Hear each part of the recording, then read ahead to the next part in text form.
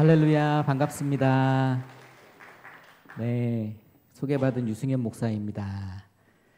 제가 두 번째 방문했습니다. 지난번에 저희 이제 교회를 탐방하는 유튜브 활동을 하는 분들 3명이 모여서 영상 촬영을 했는데, 그때 우리 목사님께서 장소를 좀 빌려주셔가지고 저희가 여기에 와가지고 그 유튜브 3명이 함께 영상을 촬영하고 가는데, 그때 이제 목사님 알게 됐고, 목사님께서 이렇게 또 초청해 주셔가지고 오늘 함께 말씀을 나누게 되었습니다.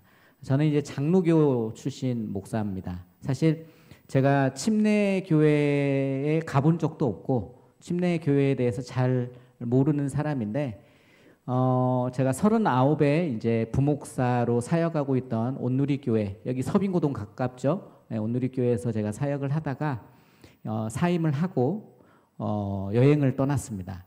여행을 떠난 이유는 그 이야기는 뭐 제가 길게 하진 않겠습니다. 아무튼 여러 가지 교회에 대한 저에게 있는 어떤 부정적인 이미지, 교회가 희망이 돼야 되는데 희망이 되지 않고 있는 어떤 현실 가운데 어떻게 보면 좀 도피하고 싶은 마음도 있었고요, 훌쩍 떠나버리고 싶은 마음들이 좀 있었던 것 같습니다. 어떻게 보면 이제 제가 목회자 가정에서 목회자 자녀로 자랐고 또 목사로 40에 이르기까지 교회 안에서 생활을 했는데, 그 교회 안에서 생활하며 자랐던 저에게 남았던 어떤 교회에 대한 이미지가 긍정적이고 좀 사람을 살리고 생명력이 있는 이미지라기보다는 부정적이고, 왜 이렇게 교회는 이럴 수밖에 없나, 어떤 한계를 느낄 수밖에 없는 그런 현실을 제가 좀 경험을 했던 것 같습니다. 그래서 여행을 떠났는데 그 여행은 361일간의 여행입니다. 그래서 제가 여행했던 걸 좀 한번 보면요, 이렇게 여행을 했습니다. 361일 동안 뉴질랜드, 호주를 거쳐서 미국, 남미, 아프리카, 유럽 해가지고 돌아가지고 왔거든요. 근데 이제 제가 여행을 떠난 거는 단순히 여행을 하고 싶은 것도 있었지만 사실은 미국 교회를 좀 탐방하고 싶었습니다. 미국 교회를 돌아보고 싶었어요. 제가 2019년도에 온누리교회에 있을 때 교회에서 미국을 보내주셨습니다. 그래서 새들백 교회와 메리너스 교회를 탐방하고 왔거든요. 근데 제가 미국 교회 가가지고 문화적 충격을 받았어요. 와, 이건 뭐지? 한국에서 늘 살았던 제가 미국 교회 가서 딱 2교회를 주일에 방문한 것도 아닙니다. D6 컨퍼런스라고 해서 다음 세대를 가정 신앙 양육하에서 양육해야 된다, 이런 관점으로 컨퍼런스를 여는데, 그 컨퍼런스에 참여했다가 돌아오는 길에 2교회를 평일에 들린 거거든요. 근데 그 한 20분 30분 들렀던 그 경험이 저희 굉장히 임팩트가 있었어요. 그래서 제 마음 가운데 좀 미국 교회를 연구해 보고 싶은데 내가 직접 가서 보고 싶다. 그래서 6개월을 미국에 머물렀습니다. 6개월 동안 21개 교회를 돌았고요. 이 21개 교회는 주일에 가서 모든 예배들을 제가 돌고 인터뷰를 하고 투어를 하고 그걸 이제 영상으로 찍어와서 유튜브로 올리는 사역을 하게 된 겁니다. 두 번째는 선교지를 방문하고 싶었습니다. 어찌됐든 하나님께서 저를 목회사로 부르셨고 그 부르신 가운데는 선교에 대한 명확한 비전이 있었는데, 제가 지금 목회자로 살아가는 게 맞는지 아니면 선교사로 나를 완전히 부르신 건 아닌가, 하나님의 어떤 음성을 좀 듣고 싶었기 때문에 선교지도 좀 방문을 했고요. 마지막으로 이렇게 여행도 했습니다. 그래서 361일 동안의 어떤 여행을 통해서 제 안에 어떤 교회에 대한 부정적이고 희망이 없다라고 했던 생각들이 좀 많이 바뀌어 버렸어요. 여전히 이 시대 가운데 교회가 희망이고 교회는 세워져야 하고 하나님께서 교회를 통해 일하시구나 라는 게 어떤 보면 이 여행의 기간 동안에 저의 생각을 좀 많이 변화시켰습니다. 근데 한국에 와서 다시 보니까 한국의 상황은 여전히 변화가 없는 거죠. 그래서 제가 다시 교회로 들어가기보다는 좀 이런 건강한 교회들, 좀 변화를 하기 위해서 노력하는 교회들을 좀 소개해야 되겠다 해가지고 제가 교회로 들어가지 않고 교회 밖에서 교회들을 탐방 다니면서 소개하는 일을 지금까지 이렇게 하고 있는 겁니다. 여러분, 오늘 이렇게 이제 제목을 제가 시세를 나는 지혜와 행동하는 용기라고 잡았거든요. 사실 오늘 이제 다양한 사례들을 여러분들에게 이야기했을 때 우리도 이런 거 하면 되겠지 이렇게 생각하실 수 있는데, 사실 그게 중요한 건 아닙니다. 많은 교회들이 다양한 시도들을 하지만 이 뚝섬 침례교회가 세워진 이 지역에 대한 분석도 있어야 되고요. 이 지역에 대한 이해도 있어야 됩니다. 그리고 이 지역에 살고 있는 사람들과 이곳으로 나오는 성도들에 대한 어떤 필요들을 분석해서 우리가 어떤 것들을 좀 시도해야 할 필요가 있다라는 거예요. 근데 그 전에 더 중요한 게 있습니다. 제가 미국 교회 21개 교회를 돌았고 한국에 와서도 수십 개의 교회를 돌고 이 유튜브를 이걸 소개하는데, 여러분 지금 교회가 어렵다고 하고 부흥이 안 된다고 하지 않습니까? 어려운 이 교회, 부흥이 안 되는 교회 가운데 지금도 교회는 개척되어지고 있고요. 전통적이라고 불려지는 기성교회들은 여러분 성장하고 있는 교회들이 있다라는 거예요. 미국 교회도 마찬가지입니다. 미국에서도 여러분 미국 교회가 뭐 우리가 언론에서 보면은 미국 교회가 뭐 지금 쇠락하고 있고 쇠퇴하고 있고 그런 뉴스 기사 많이 보지 않습니까? 그거 맞죠. 예전에는 거의 85%가 기독교인이었어요, 미국 사회가. 근데 그게 지금 이제 한 60%까지 떨어진 거거든요. 그래도 한국보다는 월등히 기독교적인 크리스찬적인 문화를 가지고 있는 게 미국입니다. 그런데 그 가운데서도 지금 교회가 어마어마하게 성장하는 교회들이 있다는 거예요. 제가 갔던 한 교회는요, 그 해에 3,500명에게 세례를 베풀었습니다. 놀랍지 않습니까? 이민자들이 계속 들어오고 있잖아요. 그들에게 복음을 전해서 크리스찬 기독교인들을 만들어 가는 거예요. 전도를 하는 거예요. 역사들이 일어나는 거예요. 우리가 지금은 전도하기 어렵다고 하는데 왜 어떤 데는 전도가 되냐 이거죠. 거기에는 분명히 다른 차이, 그들이 가지고 있는 어떤 차이가 있다라는 거예요. 근데 저는 그게 뭐였냐면요, 제가 본 거는 리더십에 대한 부분입니다. 그래서 오늘 이 본문이 좀 굉장히 중요한데 오늘 이 본문부터 조금 보고 가도록 하겠습니다. 여러분 이 본문의 배경은요, 다윗이 사울을 피해서 도망자가 되어 있는 상황입니다. 자, 하나님께서 다윗을 왕으로 부르셨어요. 하나님께서 다윗을 왕으로 인정하시고 세우셨습니다. 그러나 사람들은 그걸 인정하지 않는 거예요. 특히 그 당시에 권력자인 사울은 그걸 받아들일 수 없어요. 왜냐하면 내가 왕이니까. 그러니까 다윗이 사울을 피해서 도망가 있는 겁니다. 그런데 자, 권력자는 사울입니다. 다윗은 도망자예요. 그런데 이 도망자인 다윗에게 온 사람들이 있다라는 거예요. 근데 그게 한두 명이 아닙니다. 오늘 성경에 다윗을 도운 사람들의 명단이 쫙 나오고 있는 거거든요. 그 중에 오늘 역대상 12장 32절에는 이사갈 자손에 대해서 이야기하고 있습니다. 우리 본문 말씀 12장 32절 말씀 같이 한번 다시 읽어보겠습니다. 시작. 이사갈 자손 중에서 시세를 알고 이스라엘이 마땅히 행할 것을 아는 우두머리가 200명이니 그들은 그 모든 형제를 통솔하는 자이며. 그러니까 아마 이사갈은요, 이 이사갈 자손 전체가 다윗에게 붙은 것 같아요. 200명의 우두머리가 다윗에게 온 거거든요. 여러분 여기서 굉장히 중요한 표현이 나오죠. 시세를 안다.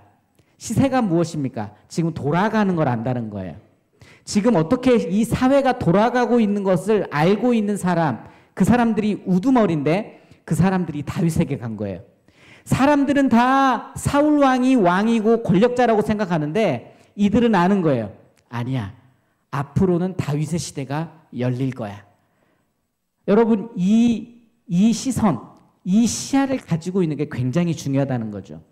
근데 이 시세만 가지고 이것만 아는 것만 가지고 되는 건 아닙니다. 그 다음이 중요해요. 행동한다라는 거예요. 행할 것을 안다라는 거예요. 여러분 우두머리가 뭡니까? 리더십 아니에요?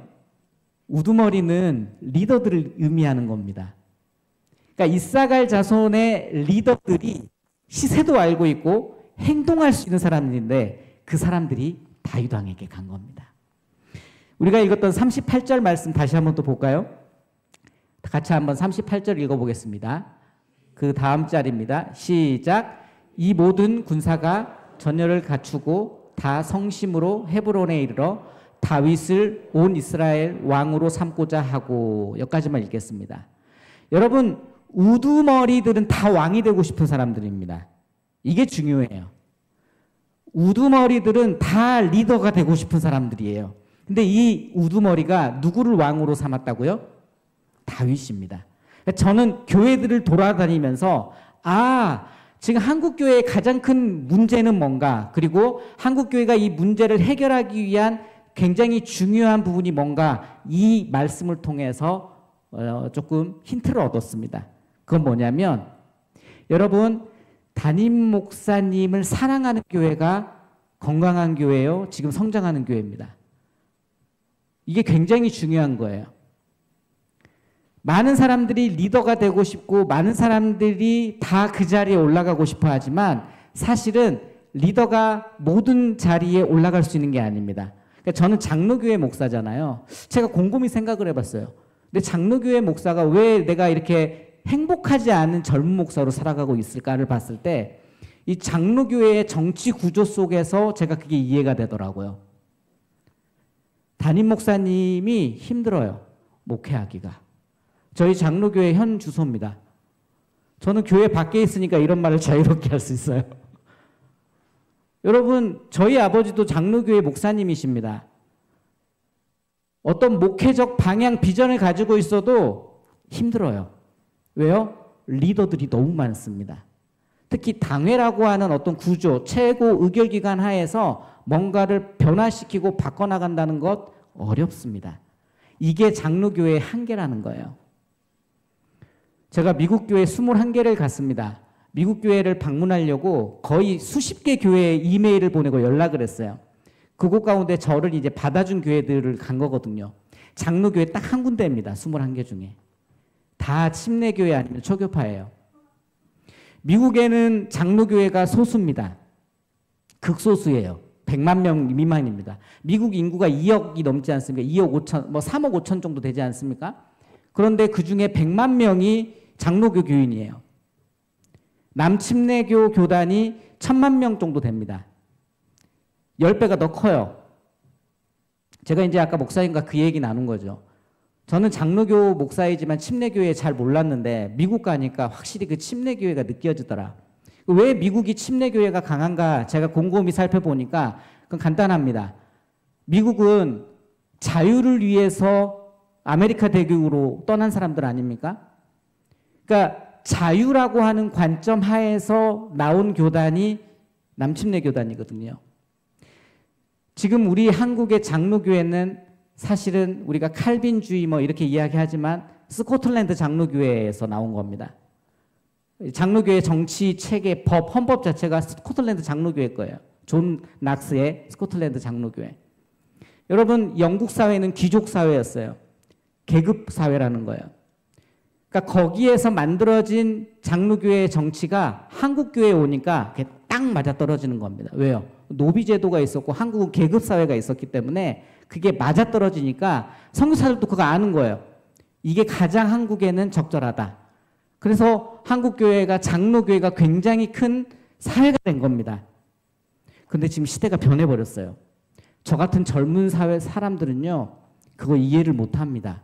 저보다 더 젊은 애들은 그걸 더 이해를 못해요. 근데 아직도 한국 교회가 그걸 못 바꾸고 있는 거거든요.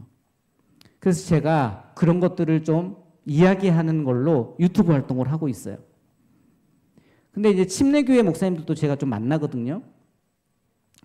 침례교회가 장로교회를 따라한대요. 이상하죠? 왜 그럴까? 성도들이 침례교회가 주류가 아니니까, 장로교회가 주류니까 장로교회 다니던 사람들이 침례교회로 올 수 있잖아요. 그러면 이제 이게 이상한 거예요. 그러니까 이게 완전 짬뽕이 돼버린 거거든요. 근데 제가 말씀드리고 싶은 거는, 저는 지금 오늘 교회를 여러분들에게 소개할 거지만 이게 핵심입니다. 여러분, 장로교회를 따라하면 안 돼요. 제가 장로교회 목사지만. 여러분, 하나님을 사랑하시고 하나님이 세운 리더십을 존중하시고 하나의 하모니를 이루어가지고 가야 제가 지금 말하는 것들을 구현해낼 수 있어요.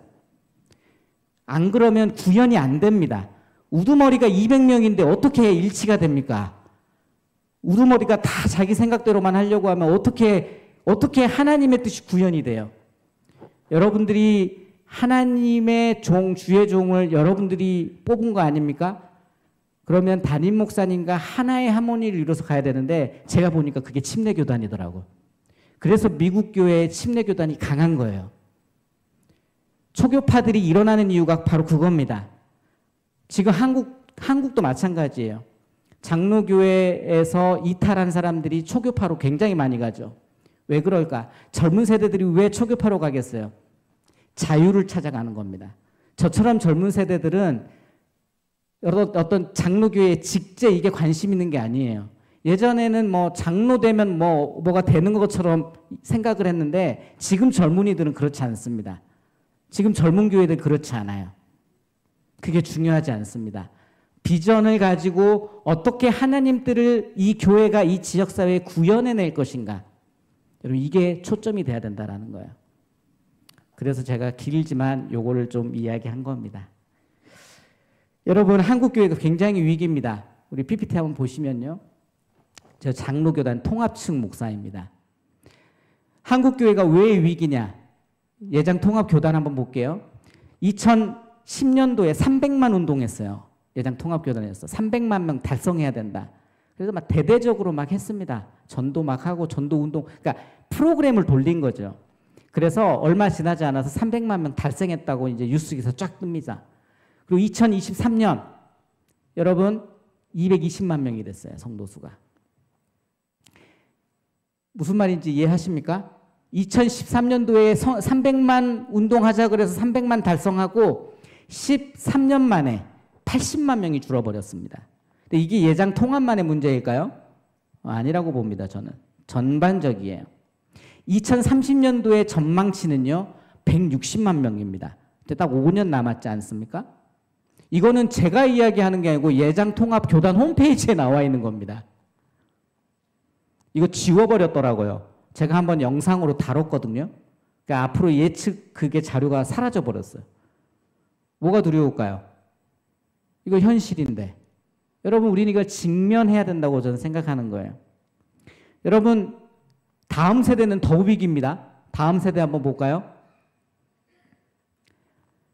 출산율이 지금 0.72명인데 학령 인구 감소율을 보면요. 10년 동안 19%가 감소했습니다. 대한민국 사회. 근데 교회는요. 37%가 감소했어요. 교회가 지금 훨씬 더 감소율이 크다라는 거예요. 왜 그럴까요?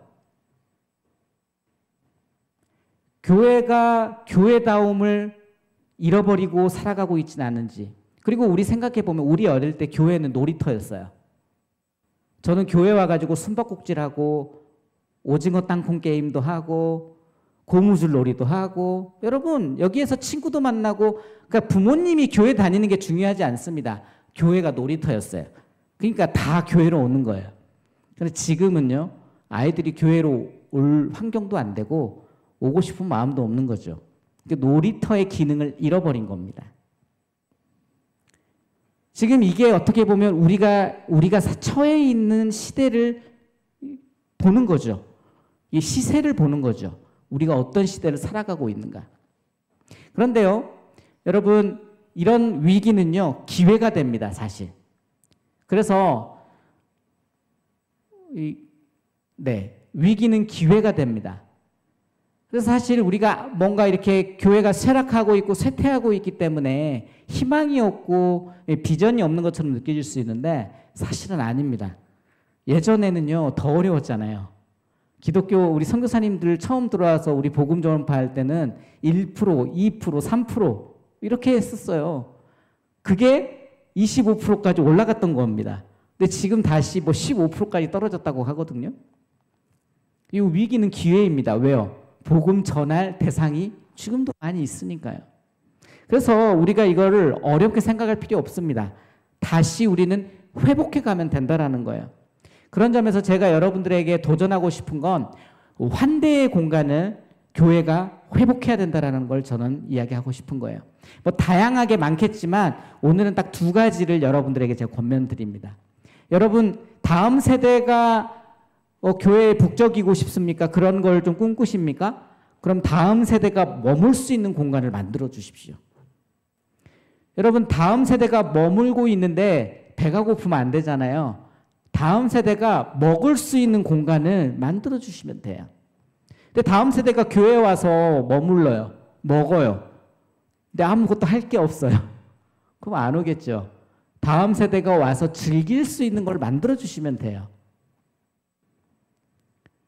교회의 놀이터를 회복하시면 교회의 아이들은 오게 돼 있습니다. 그리고 이걸 지금 구현해내는 교회들이 있다라는 거예요. 그게 중요한 겁니다. 여러분, 교회의 4단계 변화를 레너드 스위스라는 박사가 이야기했습니다. 첫 번째 단계, 선교적 교회입니다. 여러분, 선교적 교회는 뭐예요? 처음 교회가 개척돼 가지고 세워질 때를 생각해 보시면 됩니다. 혹시 여기에 우리 그 뚝섬 침례교회 개척 때부터 함께 하셨던 분이 계신가요? 정말 초창기부터 함께 하셨던 분. 한번 그때를 되돌려 보세요. 여러분, 그때 풍족했습니까? 이런 건물이 있었습니까? 없었습니다. 그런데도 기뻤어요. 지금보다 훨씬 더 가난하고요. 지금보다 훨씬 더 가진 게 없었는데 복음에 대한 열정이 살아 있었다고요. 그래서 한 명이라도 전도하려고 여러분들 전도하고 다니고 여러분들 그렇게 교회를 세워 오셨다고요. 이게 바로 미셔널 처치입니다. 미션 처치예요. 교회의 존재 이유가 뭡니까? 예수 그리스도를 통해 세상을 변혁시킨다. 그 마음이 살아있는 교회. 그러니까 교회는 건물이 아닌 거죠. 그러니까 건물이 중요한 게 아니에요. 가정에 모이더라도 이게 교회니까 너무 행복한 거예요.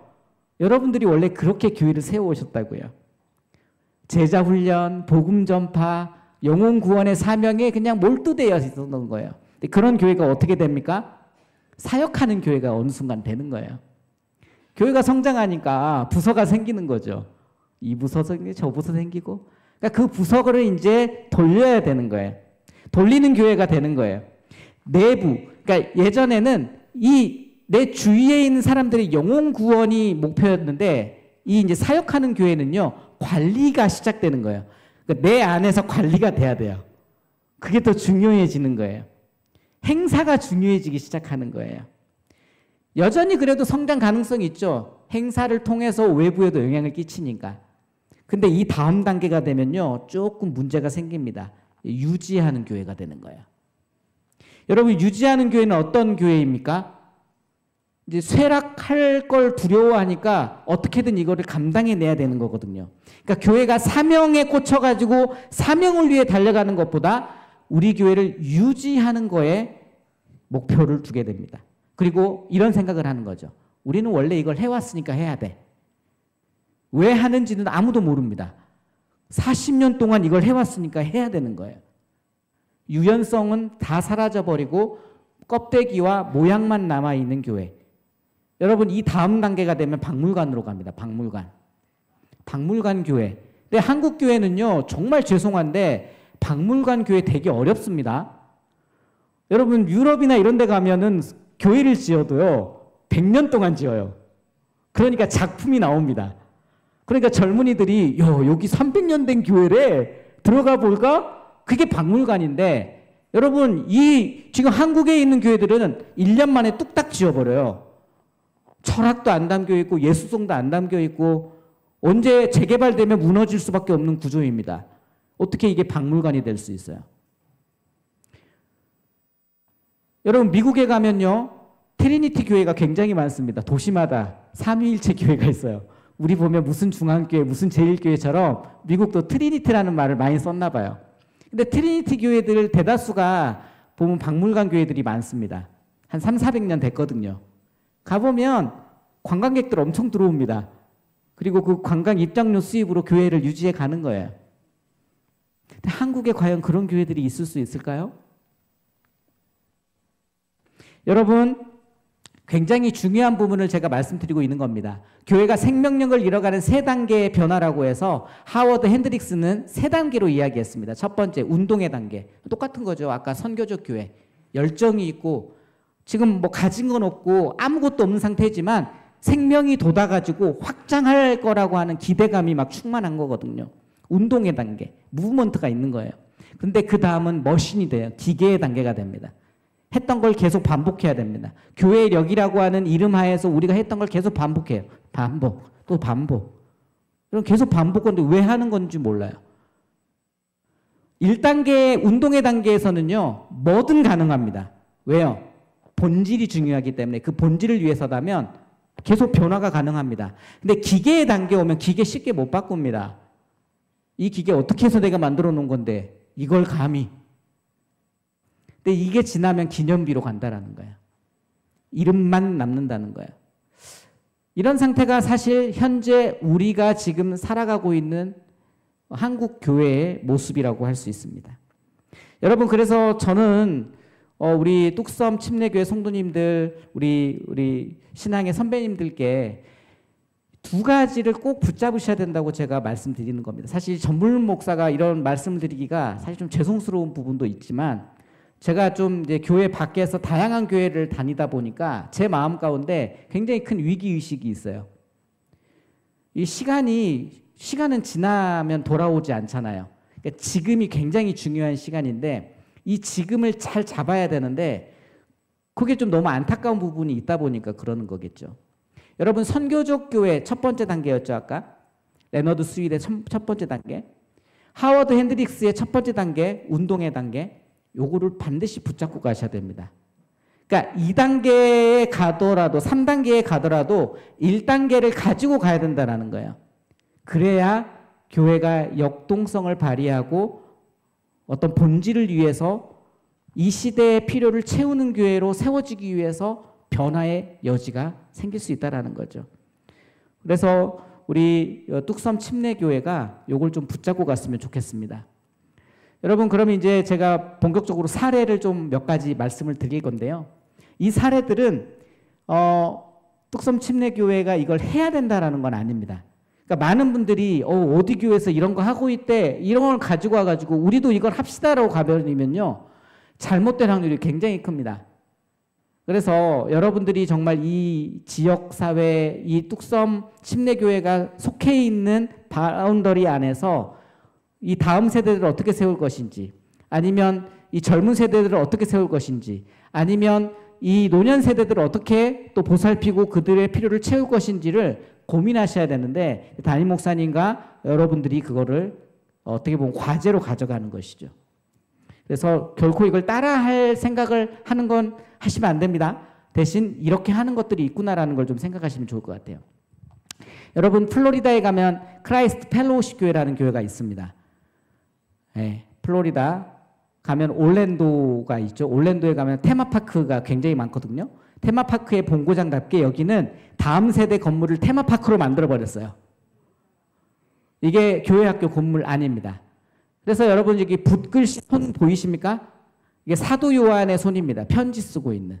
그러니까 어떤 이미지들을 활용해서 다음 세대들에게 성경적인 스토리들을 지금 보여주고 있는 거죠. 의미를 담은 디자인을 가지고 있는 교회입니다. 그래서 이 교회는요, 모든 건물의 디자인들의 의미를 다 부여했어요. 그래서 예를 들면 이런 거예요. 요셉의 코트점. 요셉이 색동옷을 입었잖아요. 그러니까 아이들이 이미지로 그 옷을 기억할 수 있도록 어떤 이런 이미지를 활용해서 디자인을 다 한 겁니다. 또 어린이 실내 놀이터를 만들어 놨어요. 어린이 실내 놀이터 안에는요, 이 플로리다가 더운 지역 아닙니까? 그러니까 실내 놀이터의 필요성을 느낀 거예요. 실내 놀이터를 만들어줘야 되겠다. 그랬더니 이 지역에 있는 많은 아이들이 와가지고 이 놀이터를 이용하고 있더라고요, 실제로. 그래서 이렇게 실내 놀이터도 만들어 놨습니다. 이 목사님이 이렇게 말씀하십니다. 우리는 아이들에게 매력적인 환경을 조성하기 위해 노력했다. 그래서 이 시설을 만들게 되었다. 우리는 아이들이 예수 그리스도의 사랑과 복음을 배우는 동안 믿음과 가족, 그리고 재미가 넘치는 환영받는 환경을 조성하고자 했다. 그러니까 결국 아까 제가 이야기했잖아요. 아이들의 놀이터, 머물 공간을 회복하기 위해서 이 교회가 노력을 한 겁니다. 그런데 이제 거기에 더해서 디자인적인 요소까지 성경적인 의미를 담아낸 거죠. 허트포드 하우스라고 해서 이건 교회 사랑 주일입니다. 여기 교회는 교회 사랑 주일이라는 걸 매년 하더라고요. 이거 창립 기념 주일이 아닙니다. 교회 사랑 주일이라는 거를 전 세대가 해요. 그러니까 우리 교회를 사랑하기 위해서 헌신하는 주일로 이 주일을 만들었더라고요. 하나님께서 우리에게 부르신 비전으로 교회가 세워지기 위해서 매년 한 번씩 우리는 허트포드 하우스를 합니다. 그리고 헌금을 드리는데 이 헌금은 희생적으로 드린다. 왜요? 우리 교회를 사랑하는 거기 때문에. 저는 굉장히 여기서 감동적인 포인트를 받았어요. 우리는 뭐 다 선교해야 된다. 뭐 어디 도와야 된다. 그러니까 외부를 위해서 해야 되는 거를 조금 더 덕으로 생각하는데 저는 그렇게 생각하지 않습니다. 우리 교회부터 사랑할 줄 알아야죠. 우리 다음 세대들이 여러분 뚝섬 침례교회를 사랑하는 법부터 알아야죠. 그래야 이 교회를 계속 사랑하는데 그거 안 가르칩니다. 교회에서. 남을 사랑하래 계속. 이웃 사랑하래요. 본인 몸은 중요하지 않습니까? 여러분 본인 몸을 사랑하는 사람이 이웃 사랑할 수 있는 거예요. 그래서 다음 세대에게 이거 저는 꼭 가르쳐야 된다고 생각해요. 근데 한국에 봤더니 한국에서도요 이걸 하는 교회가 있어요. 선한 목자교회 아세요? 유기성 목사님 선한 목자교회가 1년마다 한 번씩 이걸 하더라고요. 그래서 아이들이 그 종이 저금통에 헌금 모아가지고 이 유치부 아이들 다 헌금하는 거예요. 그래서 이건 다 다음 세대를 위해 쓴대요. 무조건. 여러분 이런 것들이 왜 일어나고 있을까요? 어떻게 보면 지금까지 우리가 못해왔던 부분에 있어서 이걸 가르쳐야 된다는 인식들이 생겨나고 있기 때문이에요. 처치 오브 더 하일랜드 교회입니다. 미국에서 지금 급성장하는 교회. 미국에서 두 번째로 큰 교회입니다. 깨끗하죠. 앞에 잔디까지 깔아져 있고. 이 교회 가가지고 깜짝 놀란 게 뭐냐면 타가부였어요. 타가부. 우리는 이제 유아부를 보통 하지 않습니까? 엄마 아빠들이 애들 데리고 와가지고 예배를 드린단 말이에요. 그런데 이 젊은 엄마 아빠들이 영적 공급을 받기 힘듭니다. 육아에 지쳐있기 때문에. 근데 미국에 갔더니 타가부를 많이 운영하더라고요. 한국에서도 타가부를 운영하는 교회들이 조금 생겨나고 있죠. 근데 이 타가부에 아기 이제 기저귀 가리 침대거든요. 이 기저귀 가리 침대에 기저귀를 어떻게 갈 것인지 시스템이 다 되어 있습니다. 그리고 아이들 기저귀, 똥기저귀를 갈아줄 때는 기도를 해줘야 돼요. 그 기도문이 적혀 있어요. 아주 그냥 성경 말씀입니다. 근데 이 성경 말씀을 통해서 아이들 축복하는 거예요. 그러니까 기저귀를 갈아주는 사람도 이게 어떤 일이 아니라 이 아이를 정말 축복하는 거고요. 부모님, 맡기는 부모님도 와, 이 교회는 내가 우리 아이 맡길 수 있다. 이게 되는 거죠. 그렇죠? 우리는 교사를 훈련하여 단순한 보육이 아니라 섬김의 사역을 실천하려고 합니다. 그래서 아기들이 교사가 말하는 내용을 알아듣거나 이해하지 못하더라도 우리는 아기들을 섬기려고 합니다. 어떻게 보면 이 교회의 철학 자체가 느껴지시나요? 네. 아이를 위한 배려.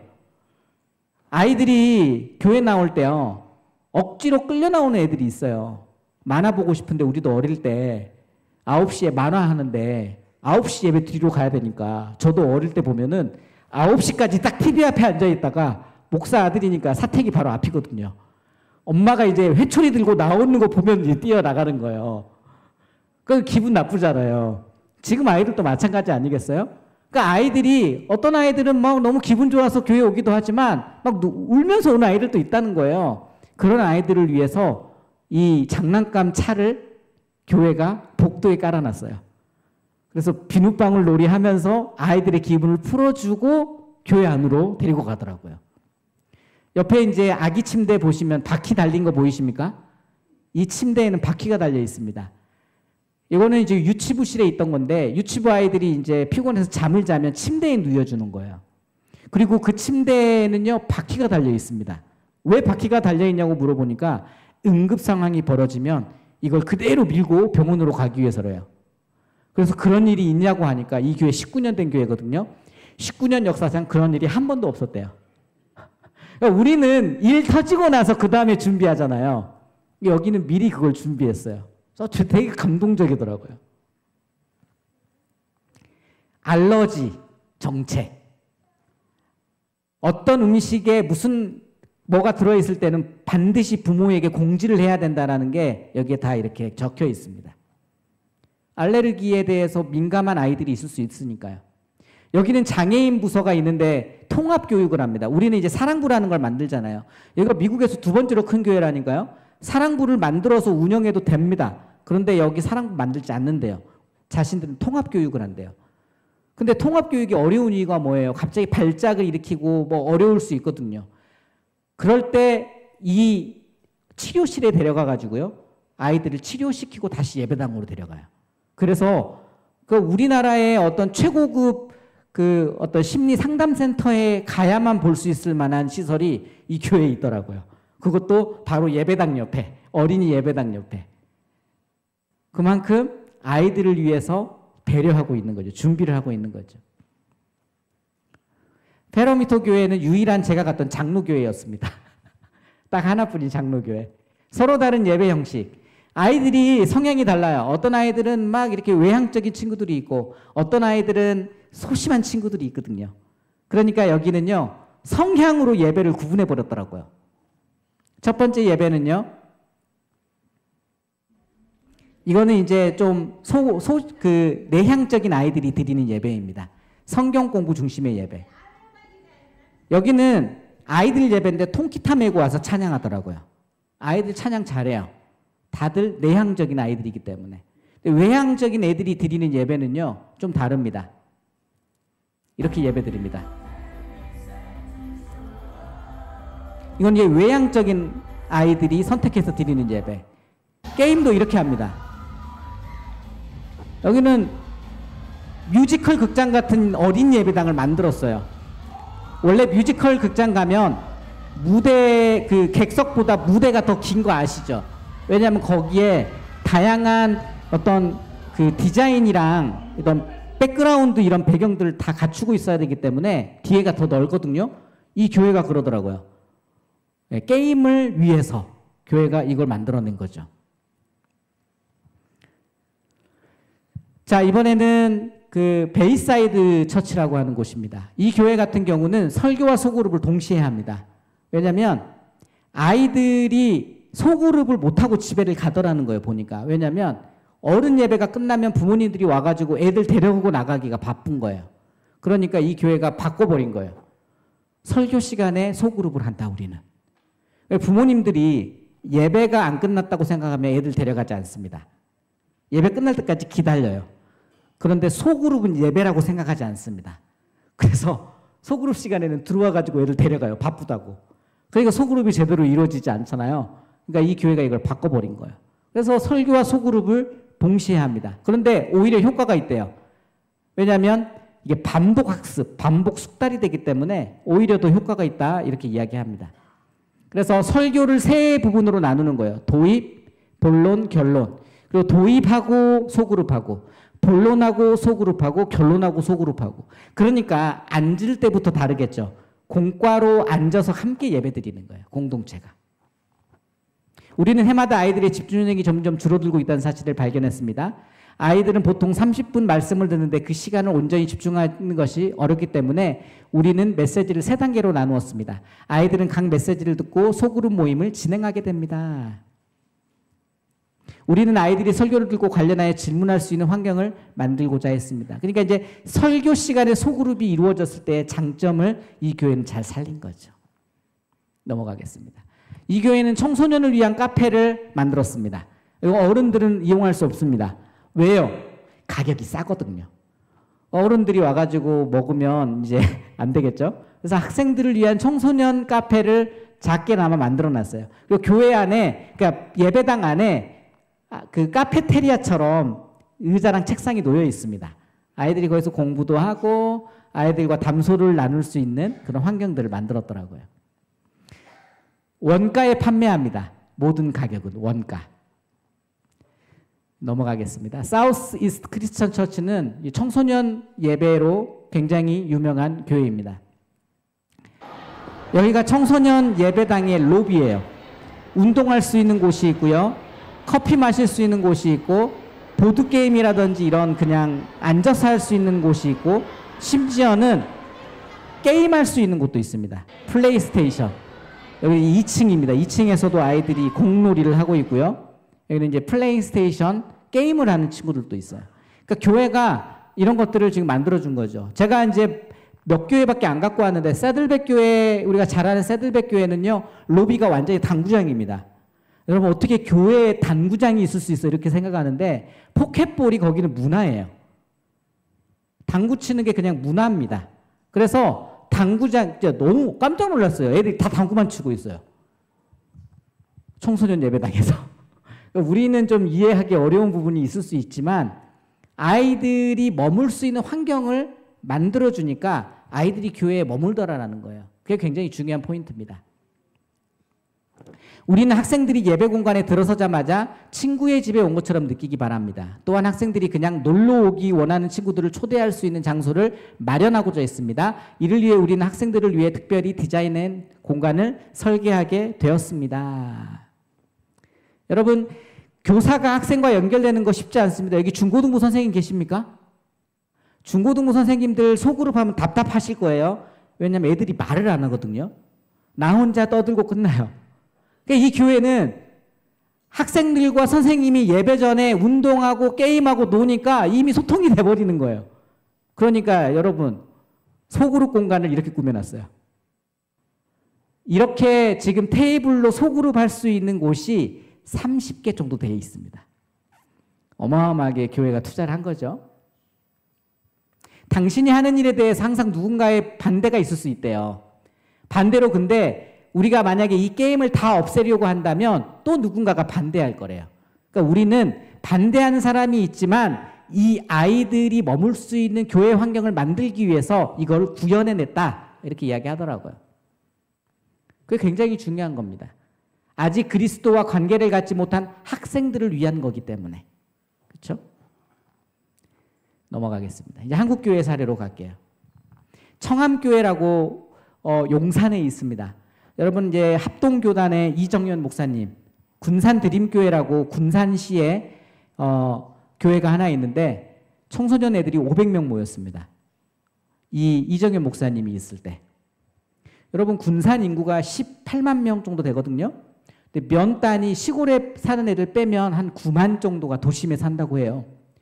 9만 인구 가운데 500명이 청소년이 이 교회에 나온 겁니다. 놀라지도 않네요. 군산시에 있는 아이들이 다 그 교회로 간 겁니다. 예. 그 목사님이 이제 이 교회로 가신 거예요. 청암교회. 여기도 한 70년 정도 된 교회로 제가 알고 있습니다. 근데 이 교회에 가가지고 목사님이 많은 변화를 일으켰어요. 전통교회가 젊은 교회로 이제 점점 바뀌어가고 있대요. 저도 이제 한번 갔다 왔거든요. 여러분, 전통교회는 공간이 없습니다. 사실 뚝섬교회 와가지고 제가 깜짝 놀랐어요. 이렇게 서울 한복판에 이런 깨끗한 건물을 가진 교회 몇 없습니다. 그러니까 이 교회도 지은 지 오래된 건물이에요. 근데 그 건물을 쥐어 짜내가지고 복도에다가 아이들 놀이터를 만들었어요. 복도에다가. 그리고 성가대 연습실과 기존에 있던 어린이 예배실을 터가지고 성가대원들이 양보를 했대요. 여러분, 아까 제가 이야기했잖아요. 전통교회에서 성가대원들이 성가대 연습실을 양보한다. 감히 상상할 수 없는 일입니다. 장로교회에서는. 모르겠어요. 침례교회는 저는 잘 모릅니다. 장로교회에서는 상상할 수 없어요. 근데 왜 이렇게 할까요? 그만큼 위기의식이 있는 거죠, 교회가. 그래서 어와나 트랙을 만들어버렸어요. 어와나 트랙. 어와나를 통해서 또 젊은 세대들이 막 오는 거예요. 교육은 투자인데 그것은 사역자 투자더라. 그래서 저는 뭐 사실 우리 부교역자님들에게도 굉장히 잘해 주셔야 된다. 제가 부교역자로 14년 있었는데 우리 한국교회는 부교역자를 죄송합니다. 좀 이렇게 하대하는 경향이 있어요. 성도님들도. 저도 그걸 많이 느끼고 경험했거든요. 전구도 내가 달아야 돼. 뭐 또 다 나한테 시켜. 그러니까 다 시키는 거예요. 같이 협력해서 할 수 있는데 그게 아니에요. 여러분, 이 목사님 굉장히 중요한 거 이야기해요. 미국에서 이분 유학하면서 자기가 배웠는데 저랑 똑같더라고요. 결국 투자해야 되는데 교회가 누구한테 투자해야 되냐? 사역자님들을 투자해야 됩니다. 여기서 사역자님들 잘해 주셔야 돼요. 귀합니다. 타가부를 이 교회가 만들었어요. 타가부. 이정현 목사님 저랑 생각이 많이 비슷한 부분이 있더라고요.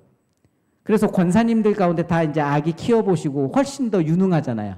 그래서 그 팀을 만들어가지고 타가부하고 대신 젊은 세대들이 와서 온전히 예배드릴 수 있게, 온전히 예배드릴 수 있게 환경을 만든 거죠.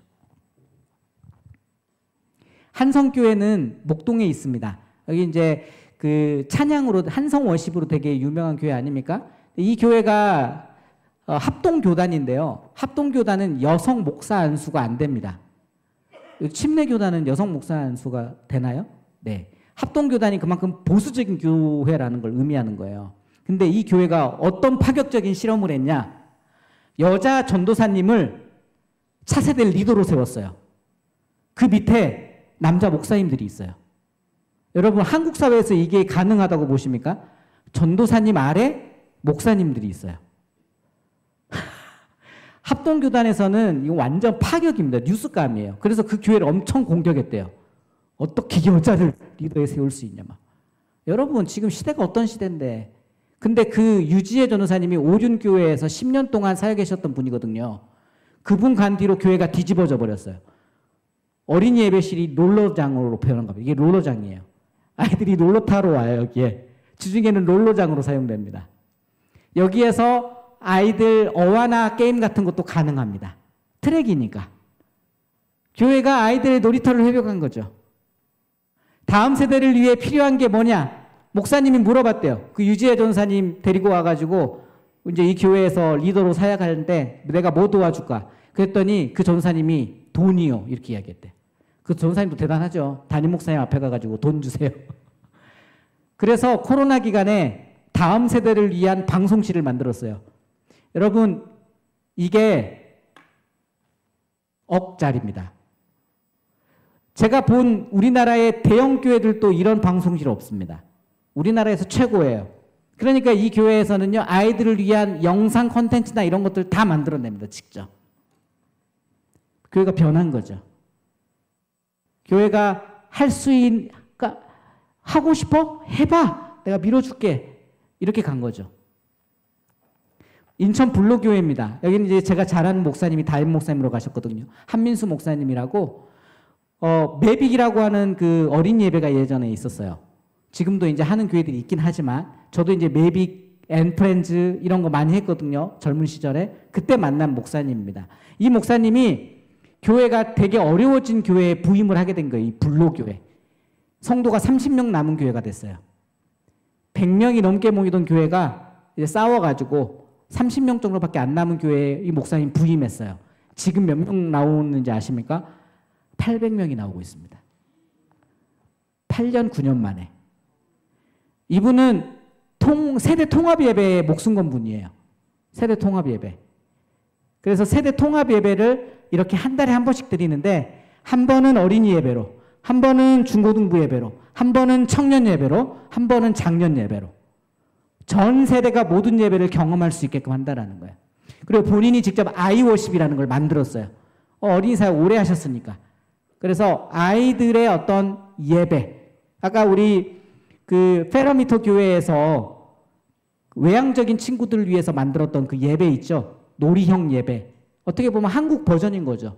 이분은 그걸 회복해가지고 다음 세대들이 어마어마하게 몰려오는 교회가 돼버렸습니다. 그래서 이분 이번에 책도 쓰셨죠. 교회 학교 부흥할 수 있다. 네. 세중앙교회 평촌, 안양 평촌에 있습니다. 이 교회는 교회가 문화센터를 합니다. 문화센터 등록 인원이 2,000명이에요. 과목이 100개가 넘습니다. 지역사회에 문화센터를 제공해 주는 거죠, 교회가. 상담센터, 국내 최대 규모, 상담사 40명이 넘습니다. 45명. 교회가 상담센터를 만들어서 지역에 정서적으로 어려움을 겪고 있는 사람들을 돕는 거죠. 학원과 전도합니다. 평촌, 대한민국 3대 학원가가 여기 몰려 있거든요. 그러니까 아예 보시나요? 붕어빵 차 보이시나요? 차를 사가지고 개조를 했는데 붕어빵 차가 3대 있습니다. 평촌에 학원가가 그냥 쫙 펼쳐져 있거든요. 거기 가가지고 아이들한테 붕어빵 나눠주는 거, 격려하는 거죠. 늦은 밤까지 공부하는 아이들. 학교 기도 모임을 이 교회가 주도적으로 하고 있습니다. 현재 안양 지역 48개 안에 학교 기도 모임이 세워져 있어요. 여기 이거 굉장히 중요합니다. 지금요, 대한민국 지금 학교 기도 모임이 일어나고 있어요. 이번에 부산 백스코에서 1만 명의 청소년이 모였습니다. 이번 겨울에. 놀라지도 않으시네요. 지금 청소년들이 기도 모임이 지금 일어나고 있어요. 여러분, 뚝섬교회도 그 현장에 함께 하실 수 있다는 거예요. 안양 지역 48개 교회의 기도 모임을요, 교회가 세울 수 없습니다. 지금 세우면 큰일 납니다. 학교 안에 못 들어가요. 보안관이 지키고 있어요. 교회에서 오면 딱 질색입니다. 만드는 방법 딱 한 가지예요. 애들이 동아리를 만들어야 돼. 애들이 만들면 돼요. 애들이 만드는 겁니다. 놀랍죠? 그거를 뒤에서 교회들이 서포트하는 거예요. 애들을 서포트해 주는 거예요. 놀라운 일이 지금 벌어지고 있는 거예요. 도림교회.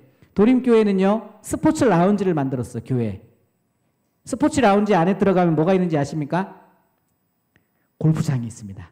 실내 골프장. 어린이 예배당은 아까 그 테마파크 예배당처럼 테마 예배당으로 디자인을 다 만들어 놨어요. 이게 입구입니다. 도림버스 해가지고 이렇게 이미지를 만들었더라고요. 스포츠 라운지, 아까 봤던 스포츠 라운지에 당구대도 있고 탁구장도 있고 골프 연습장도 있습니다. 다 무료입니다. 지역사회에 개방하는. 십자가 전시관. 저는 이제 미국에 갔을 때 미국 교회가 굉장히 이제 중요하게 보는 게 뭐냐면 기독교 명소들을 만들더라고요. 기독교 명소들이 많이 있는데 한국에는 그 명소들이 좀 많이 없지 않습니까? 근데 이제 이렇게 이거를 알고 그 필요를 채우는 교회들이 몇 개가 있어요. 이게 도림교회도 하나의 예인데 십자가 전시관을 만들어 놨어요. 그것도 가장 메인 자리 1층에. 그래서 회사 사람들이 지나가고 그 커피숍 이용할 때 이 십자가 전시관을 이용할 수 있도록 그렇게 좀 만들어 놓은 거예요. 이것도 어떻게 보면 불신자들에게 교회로 다가오게 하는 하나의 방법이 되는 겁니다. 지역사회를 위한 카페를 만들었는데 여기는요, 카페가 비쌉니다. 커피가 4,500원, 5,000원 이래요. 왜 그런가 봤더니 저기 로스터 기계 보이십니까? 우리나라에 3대밖에 없는 로스터 기계를 들여왔어요. 1억이 넘는데요. 그래서 콩을 직접 볶아가지고 우리 커피 콩을 볶아가지고 직접 만들어주니까 바글바글합니다. 지역의 명소가 돼가지고 커피숍을 지역에서 가장 유명한 커피숍으로 만들어버렸어요. 풋살장, 여기 위에도 풋살장 있지 않습니까? 도림교회는 풋살장을 통해서도 동아리 활동을 많이 일으켜냅니다. 학생들을 위해서 그러니까 축구팀을 만들어가지고 리그 경기를 운영하고 도림 축구단을 운영하고 이웃교회와 함께하고 또 이걸 통해서 아이들을 전도하고 인프라를 활용해내는 거죠. 꿈의 교회입니다. 이거 안산에 있어요. 안산 꿈의 교회. 안산 레포츠 교회로 예전에 유명했습니다. 여러분 레포츠 교회가 왜 유명했냐면 스포츠 센터를 교회가 가지고 있었던 거거든요. 회원이 1,000명. 한 달에 거기서 나오는 수입이 수천만 원입니다. 그런데 이 김학중 목사님이 그걸 포기했어요. 코로나 기간에. 그리고 그 스포츠 레포츠 센터를 뭘로 바꿨냐? 어린이 시설로 만들어버렸습니다. 키즈 카페. 이게 키즈 카페예요. 그리고 지하 수영장은 공연장으로 만들었어요. 그래서 여기는요, 수영장 그대로 모습 그대로 가지고 있습니다. 무슨 말이에요? 물 이렇게 파져 있는 그 수영장 안이 객석이에요.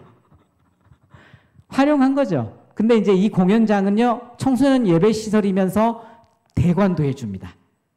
피아노 학원, 무슨 공연, 무슨 학교, 뭐 밴드팀 와가지고 다 교회에서 이런 공연을 하는 거예요. 여기도 갤러리를 만들었더라고요, 교회에서.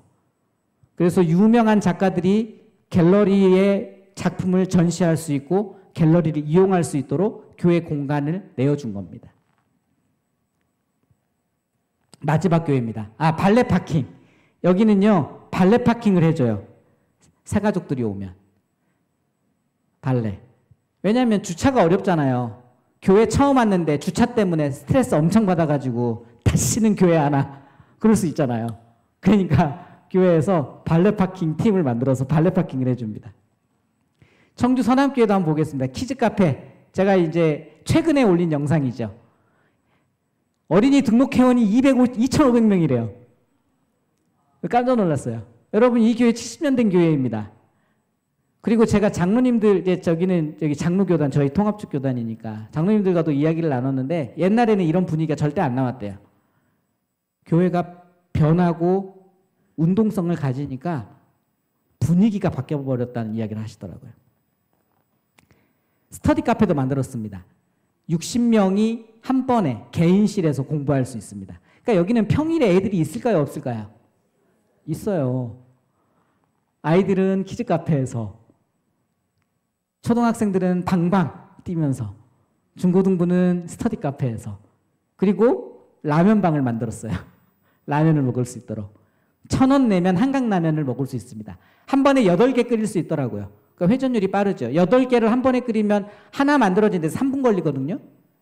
그러면 50명 것도 금방 만들어버리는 거예요, 라면을. 그렇죠? 여러분, 이렇게 해가지고 제가 준비한 오늘 교회들 좀 소개를 했고요. 저는 이제 여러분들에게 이런 사례들을 좀 이야기했지만 이거 말고도 사례는 너무너무 많습니다. 근데 이게 사례가 중요한 건 아닙니다. 이제 이 뚝섬 침례교회가 위치하고 있는 이 지역의 특성, 그리고 이 뚝섬 침례교회에 나오는 구성원들, 그리고 우리의 전도 대상자들이 누구냐에 따라서 여러분들이 어떻게 그걸 만들어가느냐가 중요한데, 제가 이야기했잖아요. 여기 행할 것을 아는 우두머리가 200명이 되면 망합니다. 네, 망합니다. 진짜 망해요. 행할 것을 아는 우두머리가 하나님이 기름 부으신 다윗 왕과 하나가 되어서 하모니를 이루어야 이때 이제 일이 가능하다는 거예요. 그래서 여러분들이 시세를 알고 행할 것을 아는 우두머리들이 되셔서 우리 이기동 담임 목사님과 함께 정말 멋진 교회 한번 만들어 보십시오. 그래서 저도 좀 촬영도 오고 그런 교회를 좀 여러분들이 세워가시면 너무 좋겠습니다. 우리 함께 기도하겠습니다.